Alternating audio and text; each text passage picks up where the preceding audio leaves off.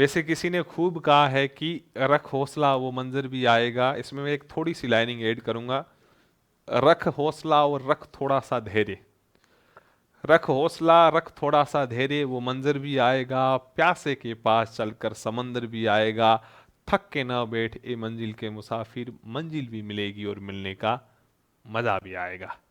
यदि आप विभिन्न सरकारी नौकरी की तैयारी करने वाले एस्पिरेंट हैं, तो आपको हौसले के साथ साथ थोड़ा तो धैर्य रखना पड़ेगा, थोड़ा विवेक रखना पड़ेगा। वैसे 17 मार्च को राजस्थान के माननीय मुख्यमंत्री साहब श्री अशोक गहलोत ने जैसे ही 19 नए जिले और 3 नए संभागों की घोषणा की, इस घोषणा के उपरांत अधिकांश एस्पिरेंट जो विभिन्न सरकारी नौकरियों की तैयारी कर रहे थे, उनको एक धक्का सा लगा कि हमने पिछले इतने सालों में इन चीज़ों को पूरा कवर अप कर दिया था, अब ये पूरा रायता हो गया। पहले नदियाँ कहाँ चल रही थी, अब पता नहीं कहाँ चलेगी। पहले कौन से त्योहार कहाँ के प्रसिद्ध थे, अब कहाँ होंगे। पहले जो युद्ध कहाँ लड़ा गया था, अब पता नहीं कहाँ लड़ा जाएगा। विषयात्मक रूप से सब कुछ बदल गया। यदि हम प्रॉपरली 3-3 4-4 साल पढ़ते हैं, फिर बाद में ऐसी सिचुएशन आती है, तो स्वाभाविक है हम मनुष्य हमारे साथ डिप्रेशन वाली कंडीशन पैदा हो ही जाती है, भले हम कितना भी संभाले खुद को।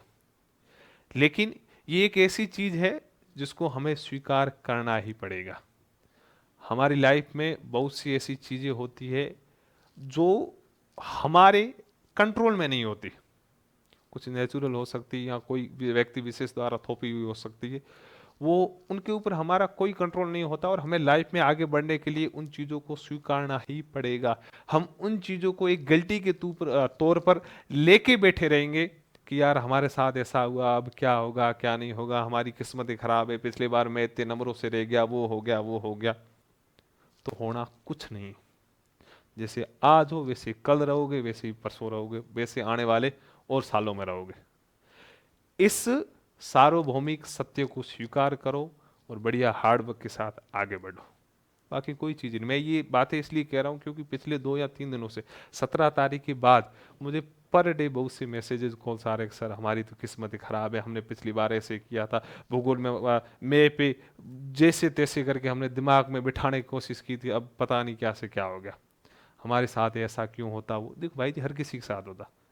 जो आपके साथ घटना घटी वो दूसरों के साथ ऐसा हुआ हो ना कि यार सिर्फ आपके ऊपर ये नए जिले और नए संभाग थोपे गए हो, तो आप मान सकते हो चलो यार हमारे साथ किया। राजस्थान में संपूर्ण एस्पिरेंट के ऊपर ये चीजें हुई है। जितना उनको फर्क पड़ रहा है उतना आपको पड़ रहा है, तो इक्वलिटी है इसमें। ऐसा हो ना कि यार नए जिले बने कि हम पीछे हो गए बाकी आगे बढ़ गए, सबकी ऐसी की तैसी हुई है। जिस व्यक्ति विशेष ने, जिस एस्पिरेंट ने इस सिचुएशन को थोड़ा सा पॉजिटिव ले लिया, वो पार कर जाएगा। सर पॉजिटिव कैसे? 99%, वैसे वास्तविकता देखें तो 100% अपने आप में एक अलग जोन में चले गए, हम कह सकते डिप्रेशन जोन में चले गए कि क्या पढ़े क्या नहीं पढ़े, बुक्स कौन सी लाए, अब तो पढ़ना ही छोड़ दे, क्या है। देखो 20-25 दिनों बाद सब चीज़ें नॉर्मल हो जाएगी। पब्लिकेशन वालों के लिए वाहवाही हो ही होगी शायद हद तक कि चलो उनको नए सिरे से सब कुछ तैयार करना है और सब चीज़ें बिकेगी उनके। पहले जो तुलनात्मक कम बिक रही तो सब बुक्स बिकेगी, लेकिन 15-20 दिनों में सब तैयार कर देंगे पैटर्न, फिर वापस लग जाना। मेहनत तो करनी पड़ेगी, बिना हार्डवर्क कुछ नहीं है। यदि आप लेके बैठोगे चीज़ों को तो होना कुछ नहीं।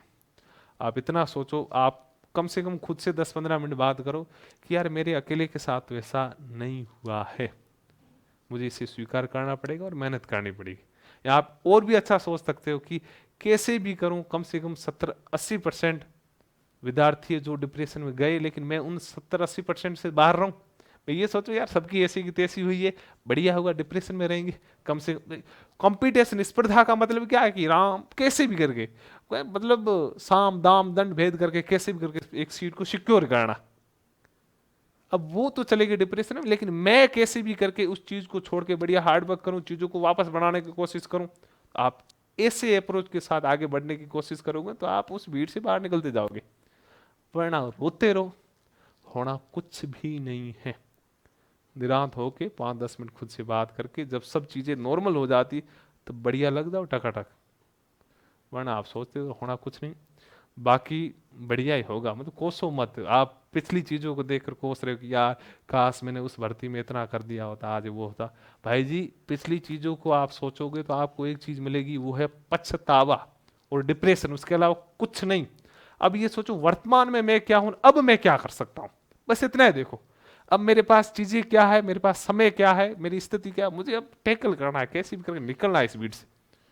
पिछली बातों को भूल जाओ, भले आपने बढ़िया पढ़ाई की हो न की हो, भले पिछली चीजों का रायता बन गया हो, लेकिन अब क्या हो, अब क्या करना, और अब से लगे रहो।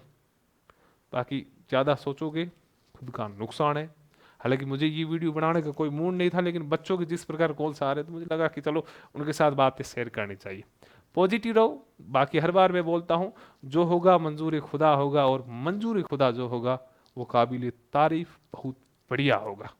बस खुद के ऊपर आप बिलीफ सिस्टम बना के रखो तगड़ा है कि यार भरोसा खुद के ऊपर, जिसने बना लिया वो पार कर जाएगा।